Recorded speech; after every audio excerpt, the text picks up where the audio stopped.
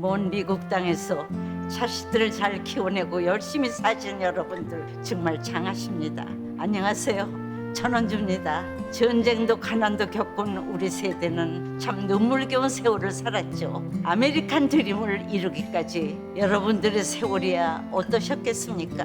건강 관련 프로그램에 출연하면서 요즘 제가 깨달은 건요, 양 한 방을 잘 결합하는 게 최고의 건강 관리라는 겁니다. 클레버 케어, 메디케어 어드밴티지 플랜 아세요? 양방과 한방의 좋은 혜택들을 쏙쏙 뽑아서 제공해주는 똘똘한 플랜이더군요. 우리 한인의 건강 문화도 이해하고 실력 있는 한국 의사와 전문의를 척척 연결해 준다니 얼마나 똘똘합니까? 이제 우리도 똘똘한 클레버 케어 플랜으로 150까지만 사십시다.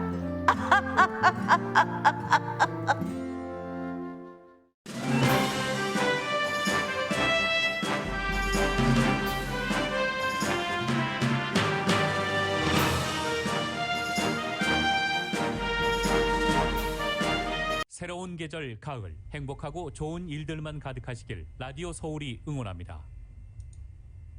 강혜신의 오늘의 미국.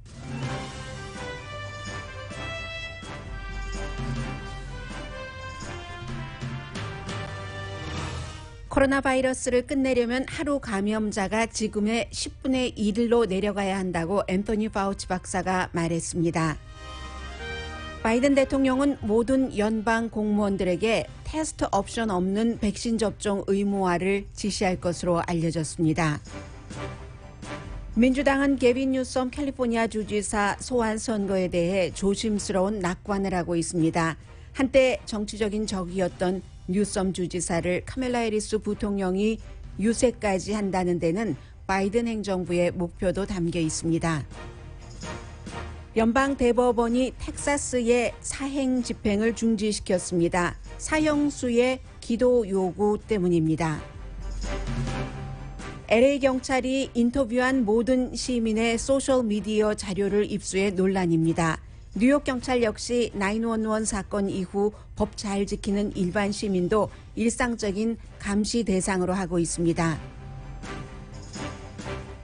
미국은 2050년경 전기의 반을 태양에너지로 바꾼다는 계획을 세우고 있습니다. 트럼프 전 대통령이 임명했던 켈리안 코노웨이 등 18명의 군 자문들을 바이든 대통령이 해고했습니다. 군 자문은 자격이 있는 사람이 해야 한다는 게 백악관 설명입니다. 북한의 창건 73주년 기념식 퍼레이드가 주목받고 있습니다. 무력 시위나 미국 비난 연설이 없었고 김정은 위원장 모습은 1년 전보다 무척 날씬했습니다.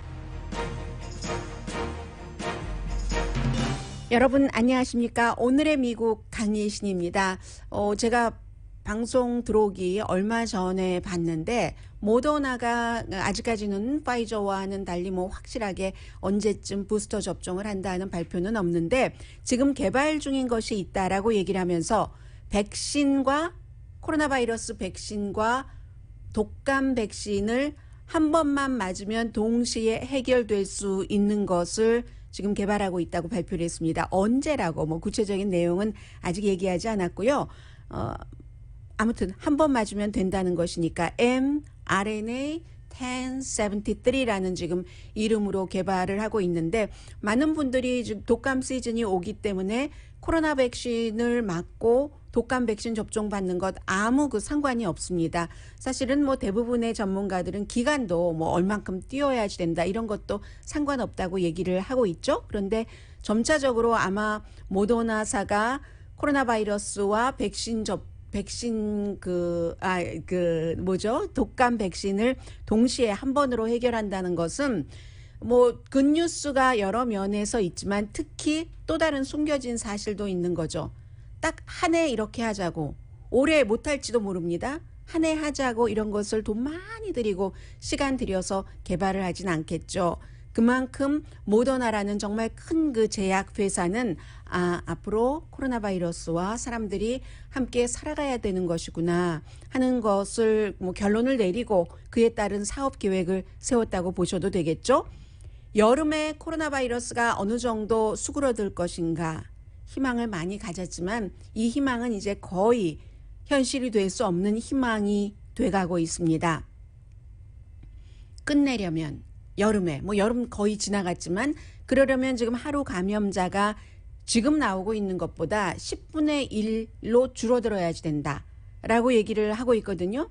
하루에 미국에서는 이게 국가마다 다 인구가 다르고 연령층이 다르기 때문에 어떤 한 국가에서 우리 국가가 제일 잘해라고 홍보하는 것을 다 받아들일 수가 없습니다. 거기에 다 악마가 그 디테일에 숨어 있다고요.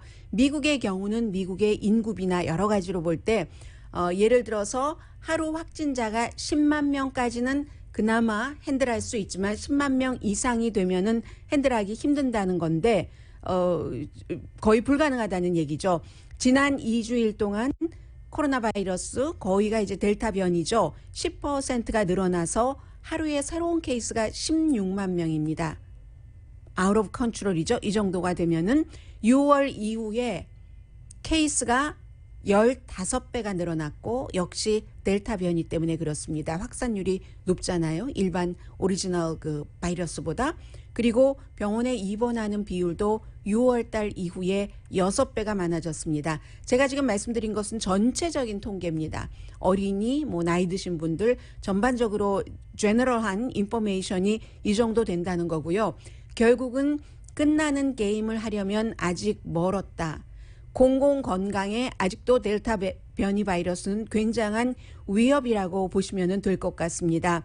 충분한 사람이 백신 접종을 받으면 그때부터 이제 그 엔드게임이 시작될 수 있다. 이게 이제 앤토니 파우치 박사의 얘기고요. 물론 더 지금보다 훨씬 많은 사람이 백신 접종을 받는다 하더라도 일부는 코로나 바이러스, 델타 변이 바이러스, 지금은 무가 또 나왔지만 감염됩니다. 그렇지만 공공건강에 위협될 정도는 아니라는 거고요. 그렇기 때문에 백신 접종 받아라 하는 것이고 바이든 대통령이 내일 이제 그것도 아침, 낮 이런 시간이 아니라 좀 사람들이 많이 볼 수 있는 프라임타임 시간대에 이 코로나 바이러스에 대해서 연설을 하게 되는데 그 연설 전에 지금 재향청이라든가 일부 국방부라든가 이런 데는 백신 접종 의무화를 그 부 나름대로 했죠.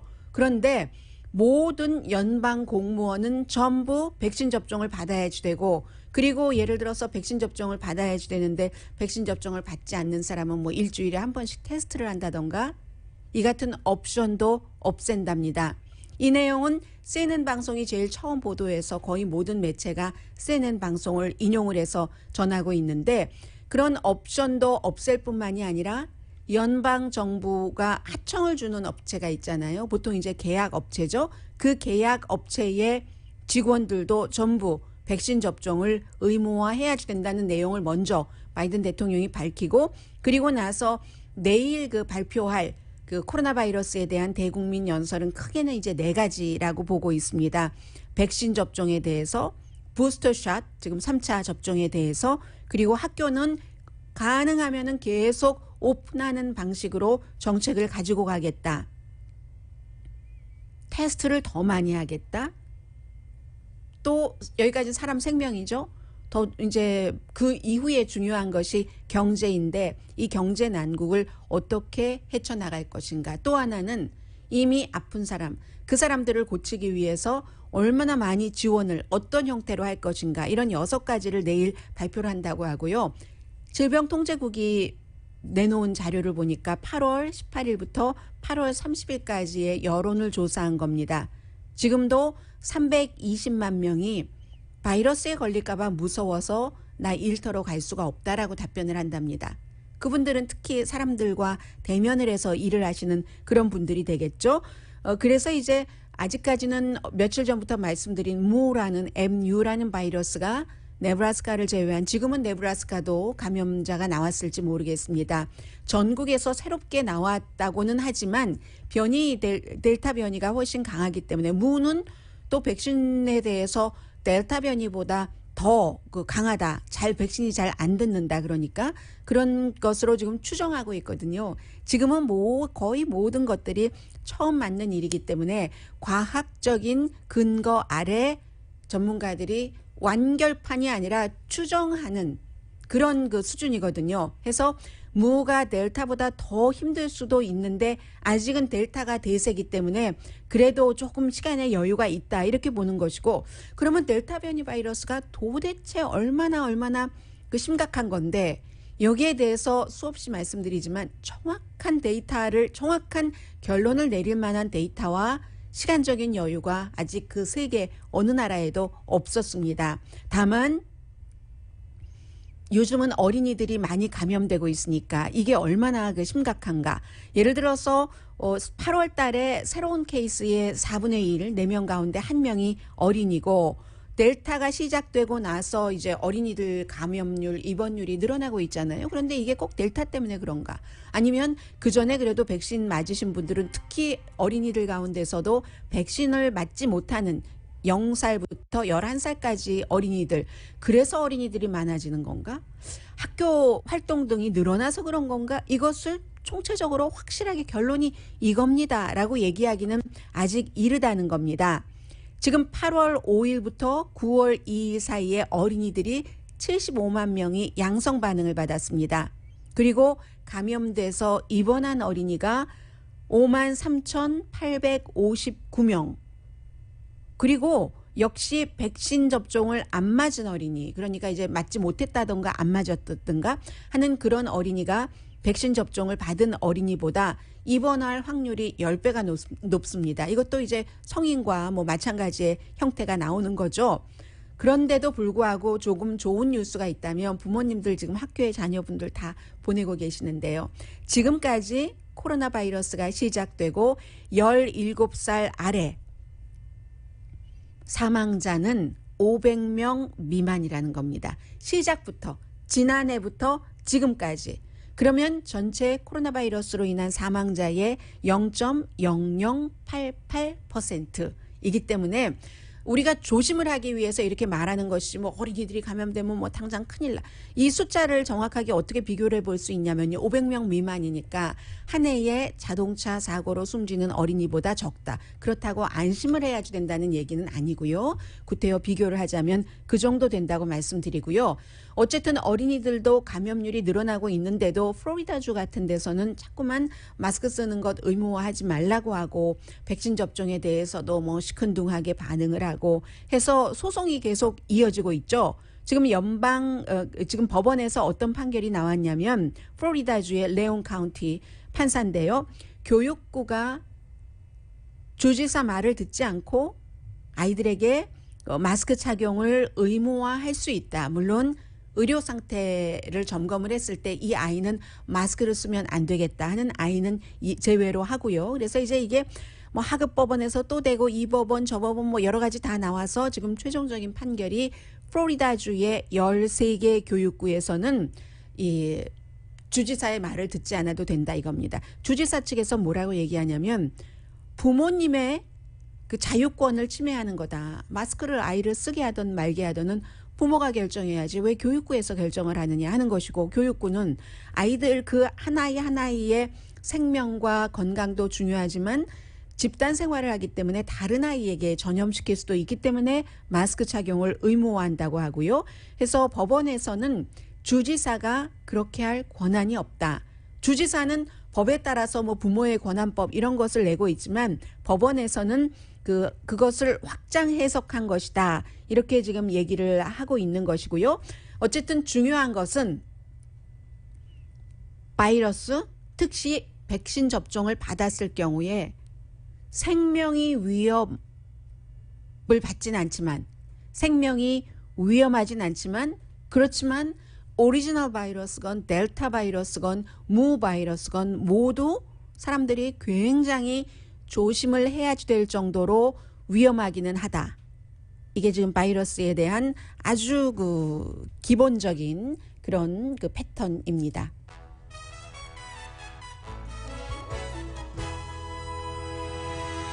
그리고 또 하나 미국에서 전국적으로 공통적으로 지금 지적되고 있는 게 게빈 뉴섬 캘리포니아 주지사의 그 소환 문제거든요. 뭐 여론조사 같은 것을 보면은 민주당에서도 이 정도면은 좀 안심할 것 같으네라고 하는 것 같고, 그게 이제 가장 중요한 이유가 공화당에 제일 앞서가는 후보가 레리 엘더라는 후보가 공화당 자체에서도 굉장히 좀 그 문제가 많고 딜레마이기 때문에요. 캘리포니아주와 이렇게 할 때는 캘리포니아주가 플로리다나 텍사스주는 아니잖아요. 그래서 기후변화라든가 범죄, 교육, 총기, 낙태에 관한 그 레리 엘더 후보의 입장이 캘리포니아주에 많은 사람들이 지지하지 않기 때문에, 그리고 뭐 이분이 라디오 진행을 뭐 한 30년 정도 하면서 굉장히 아주 그 논란이 많고 그러한 말들을 해왔기 때문에, 특히 여성에 대해서 비하 발언 같은 것도 많이 했고요. 뭐 이런 그 큰 행정 경험도 없고 하기 때문에 상대가 약하니까 이제 투표가 그렇게 돼 있잖아요. 처음에 두 가지 질문하는데 뭐 소환 찬성하십니까? Yes or no. 그리고 찬성한다면 그 다음에 다른 후보에게 찍어야지 되는데, 지금 제일 많이 이 후보가 공화당에서 24% 정도 지지를 받거든요. 두 번째부터는 제가 말씀 안 드리는 이유가 뭐 퍼센티지가 한 14% 이상 차이가 나기 때문에 별 의미가 없습니다. 그래서 이렇게 돼서 만약에 이 지금 민주당에서는 조심스럽게 소환이 안 될 것으로 낙관을 하고 있다지만, 소환이 된다 해도 참 이상한 거죠. 왜냐하면 지금 게빈 뉴섬 주지사는 싫어하는 사람들이 많아도 뭐 50% 아래인데, 그럼 지지율이 그거보다 많다는 얘기인데, 이 사람은 24% 지지를 받고 이제 당선이 될 수도 있다는 거죠. 그렇기 때문에 카멜라 해리스 그 부통령이 어제도 와서 이제 막 그 선거 유세를 같이 했는데, 만약에 바이든 행정부로 볼 때는 캘리포니아주가 가장 미국에서 좀 진보적인 주이고 인구가 많고 하는데, 여기서 무슨 기후변화라든가 뭐 전기자동차 이런 이슈도 해야지 되고 낙태 등등등 해야지 되는데, 주지사가 공화당이면 어떻게 됩니까? 그리고 또 지금 다이언 파인스타인 연방 상원의원이 나이가 88세가 됐기 때문에 이분이 갑자기 사임한다고 할 수도 있고, 건강이 나빠질 수도 있고, 그런 경우는 주지사가 남은 임기를 누구를 지명을 하기 때문에, 그래서 이제 그 자리 문제도 있고 해서 이제 카멜라 해리스도 보냈고 다음 주에 대통령도 직접 온다고 하는데, 슈와츠네거의 케이스는요, 아놀드 슈와츠네거가 2003년도였습니다. 공화당이었고 그레이 데이비스 민주당 주지사를 소환 선거에서 이겼는데, 그때 그레이 데이비스는 지금의 게빈 뉴섬보다 굉장히 인기가 없었습니다. 그리고 그때의 아놀드 슈와츠네거는 지금 공화당의 선두주자인 레리 엘더 후보보다 훨씬 인기나 인지도가 높았었습니다. 그리고 그때 2003년보다 2021년 현재 캘리포니아주는 더욱더 민주당 색깔의 주가 됐습니다. 그래서 이게 이제 공화당으로서는 쉽지 않은 싸움이라는 것이고요. 그런데 항상 말씀드리지만 선거는 언제나 그렇습니다. 문제는 투표율이에요. 그날 민주당이 공화당보다 캘리포니아주에서 숫자가 2배 많다고는 하지만, 많으면 뭐합니까? 민주당은 다 안 나가고 공화당은 다 나가면 이게 뒤집혀질 수 있는 것이고요. 그리고 이제 카멜라 해리스가 이렇게 나와서 이제 그 유세를 하는 것, 어제 좀 전에 말씀을 드렸는데, 카멜라 해리스와 게빈 뉴섬 주지사는 2003년부터 좀 정치적인 적이라고 할 수 있거든요. 같이 샌프란시스코를 기반으로 해서 정치에 입문을 한 사람들이고 굉장히 야망이 있는 사람들이고, 카멜라 해리스가 그 당시에 이제 검사가 되고 또 게빈 뉴섬이 샌프란시스코의 시장으로서 굉장히 진보적으로 시장실에서 동성애자 결혼을 이렇게 인도했을 그럴 정도니까요. 그렇게 해서 그때부터, 그리고 지금의 트럼프 전 대통령의 큰아들의 걸프렌드가 게빈 뉴섬 주지사의 첫 번째 부인이었습니다. 지금 트럼프 전 대통령의 큰아들의 걸프렌드는 그 당시에 카멜라 해리스를 너무너무 싫어했어요. 텔레비전에 나와서 막 말하고 그랬는데, 그래서 그런 앙금도 있고, 그리고 캘리포니아주에 이제 나중에 그 자리 자체를 카멜라 해리스가 상원의원 자리를 차지했지만, 바브라 박서가 그 자리를 물러나고 그 자리를 서로 가질 때 같은 민주당이고 같이 젊고 같이 정말 포로제닉, 텔레비전 화면도 잘 받고 사진도 잘 받고 하는 사람이고 기부자들도 비슷하잖아요. 경쟁을 할 수밖에 없었던 겁니다. 그래서 어떤 사람들은 카멜라 해리스가 게빈 뉴섬이 잘 안 되는 거 좋아해. 게빈 뉴섬은 카멜라 해리스 사람들에게 욕먹으면 좋아해. 이런 얘기도 하는데 그게 세련된 정치가 아닌 거죠. 같은 당이고 백악관에서는 게빈 뉴섬 민주당 캘리포니아 주지사가 필요하고 그리고 민주당 게빈 뉴섬 주지사는 이번에 자리를 또 놓치지 말아야 뭐 다음 해에 재선을 할 수도 있지만 그래야 더 큰 자리로 나갈 수 있는 정치인들이 모두 꿈꾸는 꿈을 꾸는데 백악관이 도와주면 why not 이렇게 되는 거죠.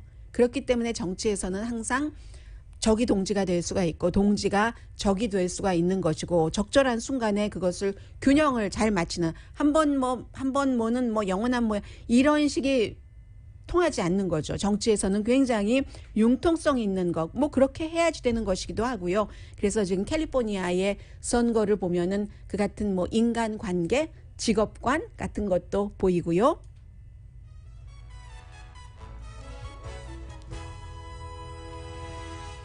오늘의 미국은 전문가가 추천하는 이민법, 가정법 전문 제인정 종합법률사무소, 미주류 언론과 유명 인사들을 감동시킨 미주 판매 1위 카후나 마사지 체어, 한인 기업의 자랑 카후나 마사지 체어, 코지다운 갤럭시 거위털 이불은 잠이 솔솔 오게 하는 기능성 거위털 이불, 거위털 이불 전문회사 코지다운, 친절하고 자세한 상담으로 절개를 최소화하는 복강경 수술 전문 장지아 외과, 매일 아침 재래식으로 직접 만드는 검정콩 생순두부, 수라원 순두부, 차원이 다른 샴푸형 흰머리 염색약 수화연을 핫세일 중인 한국홈쇼핑 공동펀입니다.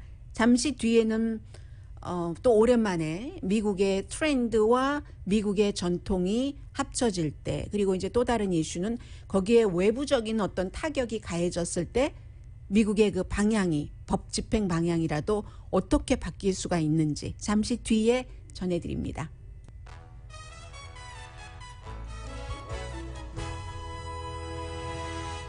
라디오 서울 방송 오늘의 미국 듣고 계십니다. 네, 연방 대법원이 이제 텍사스에서 사형을 집행하려고 하는 것을 일단 중지하고 그 사형수에 관한 얘기를 법원에서 듣겠다는 얘기거든요. 그런데 살인자입니다. 왜 그 사형 집행을 중단시켰는가 하면은 사형하는 순간에 이 사형수를 이 케이스에는 목사예요. 목사가 이 사형수의 손을 잡고 소리내서 기도를 하고 축도를 하고 이렇게 나는 마지막을 하고 싶다라고 얘기를 하는데 텍사스에서 이 요청을 거부를 한 겁니다. 그랬더니 하급 법원에서는 텍사스 주의 편을 들었는데 연방 대법원에서 직접 이 논란을 듣겠다 해서 10월이라든가 11월에 심의를 시작을 하겠다는 건데 그럼 좀 이상해 보이죠? 우리가 영화에서 볼 때도 늘 나중에 이제 뭐 목사님 오시고 뭐 이렇게 하는데 텍사스에서도 2019년까지는 그 목사의 축도 이런 것을 허용을 했었습니다. 그런데 2019년도에 그 경우는 크리스찬이거나 무슬림까지도 허용을 했어요. 2019년도에 불교 신자가 그러면 이제 내부에 그 목사님이 계실 거 아니에요. 그 사형 집행을 할 때 그 법 집행 기구에 속한 목사님이 계시겠죠. 그런데 불교 신자가 나도 숨질 때 영적 어드바이저의 그 어떠한 그 마지막 가는 축도 같은 것을 받고 싶다. 그렇게 내 인생을 정리하고 싶다고 요청을 했을 때 거부를 했거든요. 텍사스주에서 불교는 안 된다 이렇게 된 거예요. 그랬더니 그 당시에 연방 대법원이 이건 종교 차별이다. 사람이 눈을 감는 마지막 순간에 말도 안 되지 하니까 텍사스에서는 그럼 오케이 다 우리 불교까지 허락할 수 없으니까 뭐 기독교, 무슬림, 불교 전부 마지막 가는 길은 그냥 이 종교적인 그 어떤 영적인 어드바이저 없이 가는 거야. 이렇게 했는데 라미네즈라는 라스트 네임을 가진 분이 37살입니다.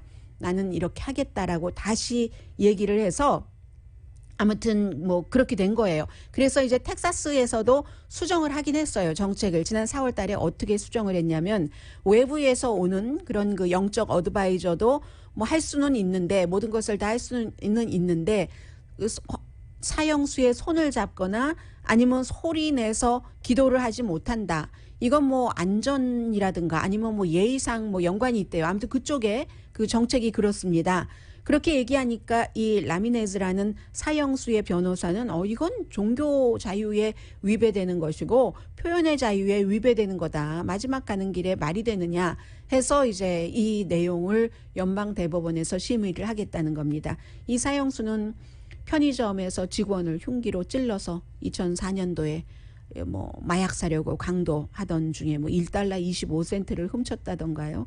그래서 뭐 멕시코로 도망을 갔는데 3년 반 만에 체포가 된 그런 이제 사형수고 미국에서 올해 사형이 집행되기는 했습니다. 유일하게 이제 그 텍사스에서 집행이 됐고요. 그리고 유일은 아니네요. 유이네요.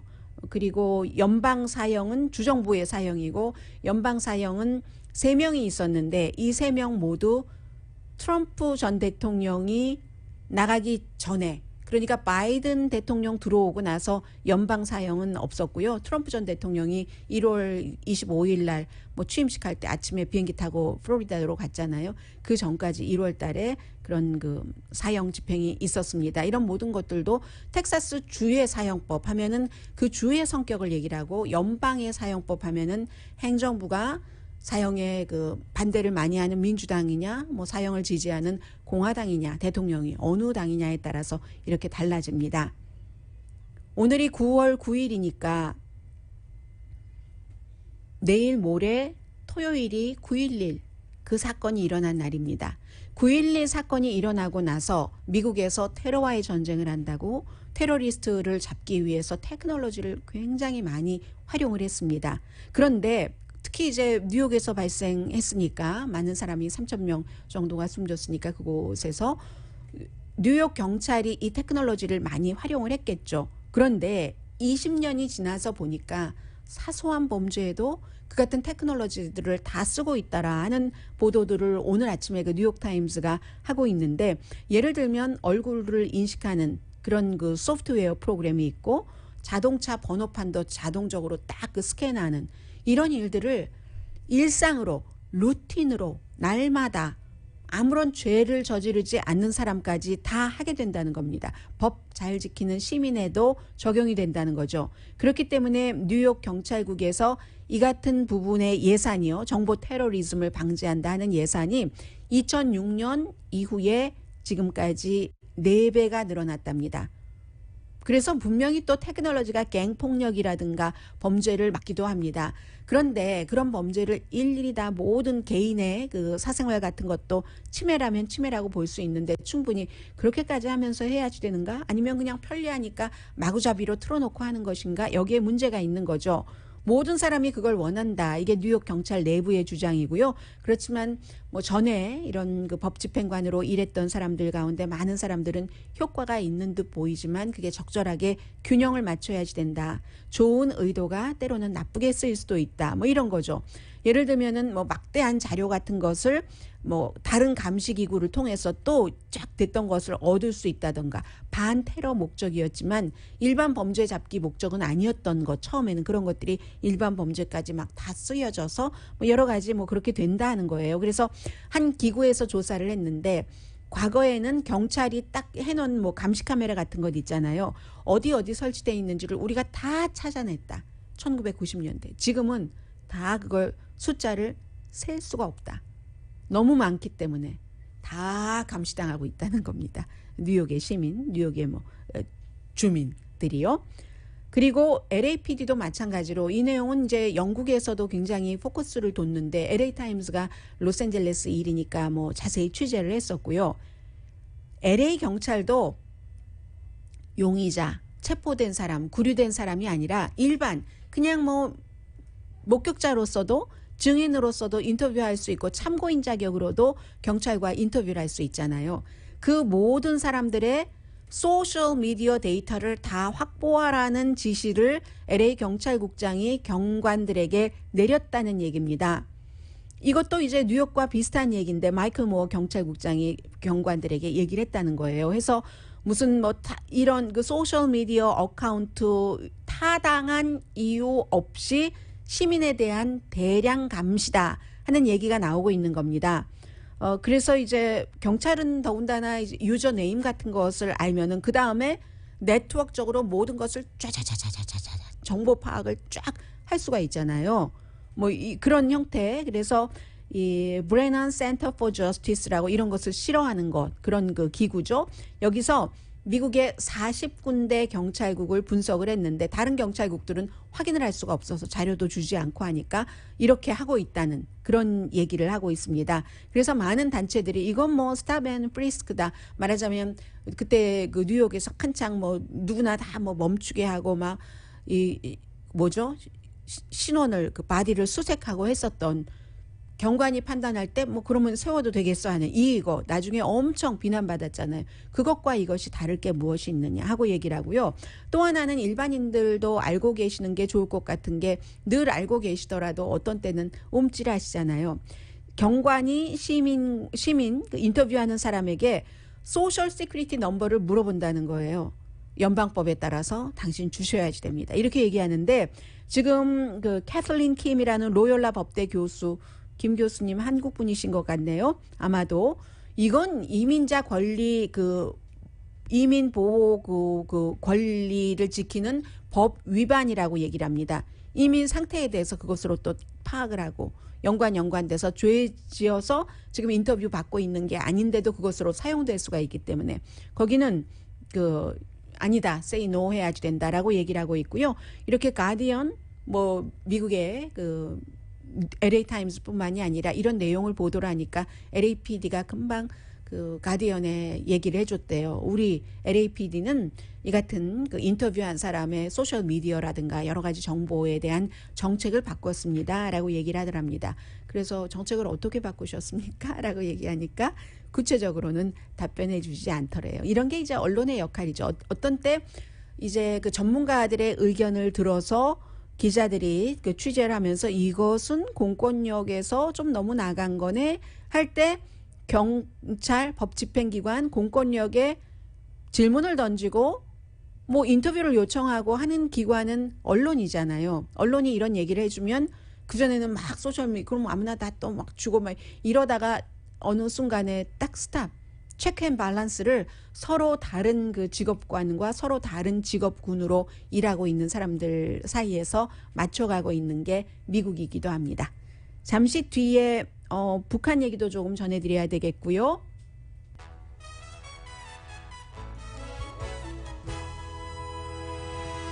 라디오 서울 방송 오늘의 미국 듣고 계십니다. 이 내용은 좀 장기적으로 미국이 이렇게 가겠구나. 그런데 속도가 굉장히 빨라질 것이기 때문에 관련 업종도 증가를 하겠네 하는 뜻으로 받아들이시면 좋을 것 같습니다. 오늘 뉴욕타임스가 아주 길게 보도한 내용을 제가 가능한 한 짧게 요약을 해드리겠는데 미국이 현재의 그 전력이 태양에너지가 4% 정도 된답니다. 그런데 2050년에는 그것을 45%로 거의 반으로 올리겠다는 얘기거든요.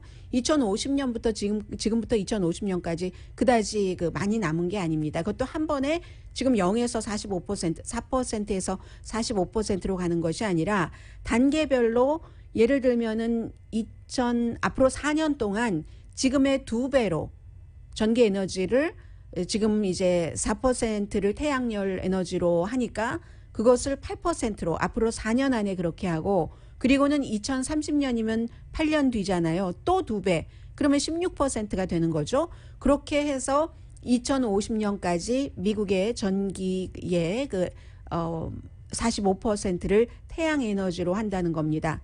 그렇게 하려면 얼마나 많은 것을 업그레이드를 해야지 되겠습니까? 전력망을 일단 그 업그레이드를 굉장히 해야지 되고 이 목표 자체는 기후 변화 또 그로 인한 인간에 대한 그 피해 같은 것을 막아보겠다 하는 것이고 이 모든 것들이 이제 그 기간 산업안 다 그 예산 같은 것들이 포함된 것이고 그래서 바이든 대통령이 이렇게 태양 에너지로 하겠다 하는 것 자체가 지구 온난화 줄이기에 이제 포커스를 맞추면서 캠페인을 했죠. 선거 그 당시에 캠페인 당시에 그것을 지금 지키려는 것이고 그러므로 인해서 지금까지 계속 강조해 왔던 것 가운데 하나가 전기 자동차잖아요. 2030년경 지금부터 8년도 안 남았습니다. 8년 몇 개월 남았네요. 2030년경에는 뭐 새로운 자동차는 전부 전기 자동차로 하겠다. 이 같은 것을 발표를 했고요. 굉장히 야심찬 청사진입니다.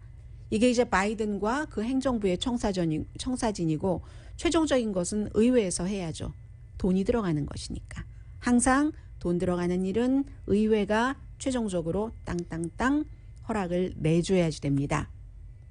미국의 모든 방송 신문들이 오늘 주목하는 것이 미국은 오늘이 9월 9일 구구절이죠. 북한 창건 73주년 기념이 되는 날이고 그래서 새벽에 퍼레이드를 하잖아요. 깜깜한데 퍼레이드를 하는데 왜 이번엔 주목하느냐 하면 완전히 달랐습니다. 퍼레이드 형식, 김정은 위원장의 연설, 김정은 위원장의 모습, 퍼레이드에 등장한 여러 가지 무기들이 달랐던 거죠. 그래서 미국에서 주목을 하는 겁니다. 바이든 대통령 취임하고 나서 이런 그 창건 기념 퍼레이드가 처음이잖아요. 침착했다라고 표현들을 하고 있는데 미국이나 동맹국에 대한 한국에 대한 아주 맹비난 연설 없었고요. 탄도미사일이라든가 잠수 탄도미사일도 전시하지 않았습니다. 1월 달에 새로운 그 잠수 탄도미사일 선보였잖아요. 지난해 10월 달에 그 퍼레이드 할 때도 뭐 새로운 탄도미사일 같은 것들도 보였고 작동을 제대로 얼마나 하는지는 알 수가 없으나 전시 효과는 대단했죠. 무력 전시, 무력 시위를 하는 거였는데 이번에는 민간 자동차들, 소방차도 많이 나왔고요.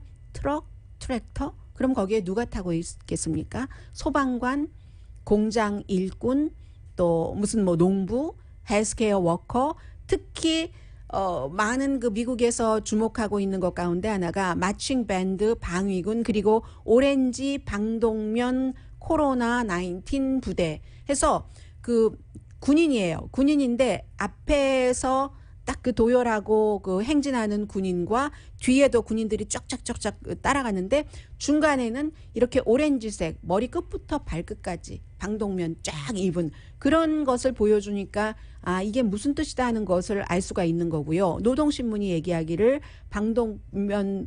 방독복을 입은 군인들은 긴급 질방 예방 부서의 사람들이다. 나라의 안보와 팬데믹에서 모든 사람들을 국민들을 구하기 위해서다라는 것이고 김정은 위원장의 메시지 가운데서는 뭐 메시지가 많아요. 그 전날도 내놓고 막 내놨는데 미국에서 주목하고 있는 것은 하나의 마음으로 뭉쳐서 사태를 극복하자. 여기를 미국에서는 어떻게 해석하고 있냐면은 북한이 지금 굉장히 스트레스를 받고 있구나. 아니라고 하지만 코로나 바이러스도 환자가 굉장히 많은 것이고 그러니까 오렌지색 그런 그 군복이 등장을 하는 것이고 하는 것. 그리고 또 하나는 이번에는 국제적으로 뭔가 시선을 끌어보려는 대륙간 탄도미사일 같은 것을 보여주는 것이 아니기 때문에 그런 것보다는 국내용이었구나. 국민들을 그 안심시키기 위한 그런 것이고요. 또 중요한 것은 정말 저도 깜짝 놀랐는데 저는 사진을 73장을 봤거든요. 북한에서 올린 사진을 큰 사진을 73장을 봤는데 거기에 상당 부분이 김정은 위원장이 나왔죠.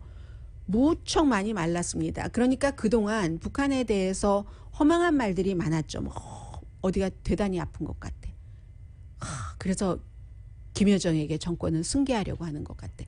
그러니까 조금만 지나면 알 수 있는 일이기 때문에 그걸 더 건강해진 모습이거든요. 그리고 뭐 살을 많이 인위적으로 뺐겠죠. 어떤 형태로든. 그것이 또 나중에 어떤 영향을 미칠지는 아직은 모릅니다만 적어도 겉으로 보는 것만으로는 비만이 많이 줄어들었기 때문에 조금 더 건강해 보인다고도 볼 수 있고요. 그게 또 가장 중요한 부분이기도 했습니다. 잠시 뒤에 앞부분에서 못 전해드린 여러 가지들 좀 추려서 전해드리겠습니다.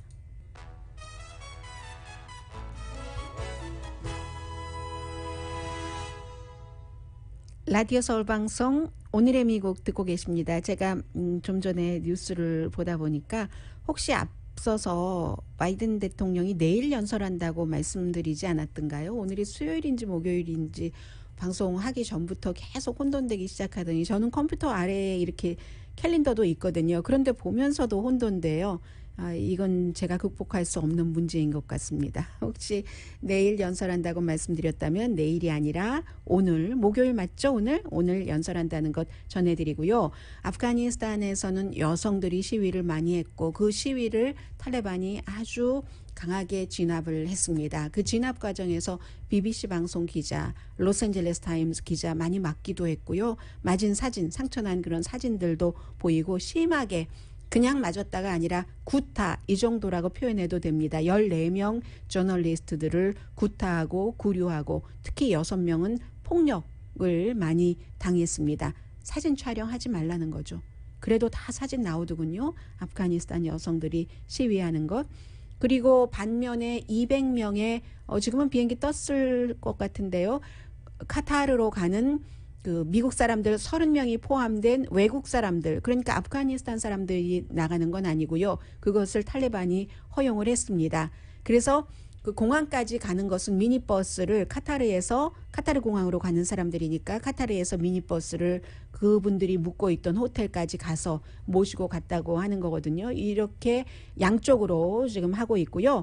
그리고 켈리안 코네이라고 기억나세요? 대안 사실이라는 얼터너티브 팩트라는 말을 제일 먼저 만들어냈던 백악관의 자문. 그리고 남편은 조지 코네이는 트럼프 전 대통령 절대로 안 된다고 했고 이 사람을 켈리언 코네이를 포함해서 이제 그 백악관의 전 대변인이라든가 첫 번째 국가안보보좌관이었던 HR 맥메스터 같은 사람들이 군 자문관으로 트럼프 전 대통령에 의해서 임명이 됐었거든요. 또 누가 있었던가 션 스파이서 대변인까지 합쳐서. 그런데 이 백악관에서 어제 저녁 6시까지 다 사임을 해라, 하지 않으면 터미네이트, 해고한다는 얘기잖아요. 그렇게 했을 때 션 스파이스는 자신의 그 뉴스맥스 프로그램에서 막 비난하고 켈리안 코네이, 이게 아주 그 여성 여론 전문가로 시작을 했었던 이 여성은 왜 내가 물러나, 나는 사임하지 않아, 당신이 사임해, 이런 얘기를 많이 하고 있는데 기본적으로는요. 그게 이제 사임 자체가 이 백악관에서는 그 군 자문을 하려면 적어도 좀 자격이 있어야지 되는 것 아니야? 라고 얘기를 하고 있고, 이 그 트럼프 전 대통령이 임명을 해서 뭐 해군이라든가 웨스트 포인트라든가 이런 데 학교 커리큘럼 같은 것, 장비 같은 것 자문을 한다고 하거든요. 그 많은 사람들은 나 자격이 있어서 됐어 라고 얘기를 하는데 행정부가 바뀌었기 때문에 해고되는 건 분명하죠. 오늘의 미국은 제인정 종합법률사무소, 카후나 마사지 체어, 코지다운 장지아 외과, 수라원 순두부, 한국 홈쇼핑 공동후원이었습니다. 10시에 좋은 아침, 좋은 하루 방송됩니다. 한 가지 말씀 안 드렸어요. 그 바이든, 누구죠? 오바마 전 대통령이 임명을 했었던 이런 사람들은 트럼프 전 대통령이 해고하지 않았습니다. 자격이 있었는지 없었는지 모르겠어요. 강혜신이었습니다.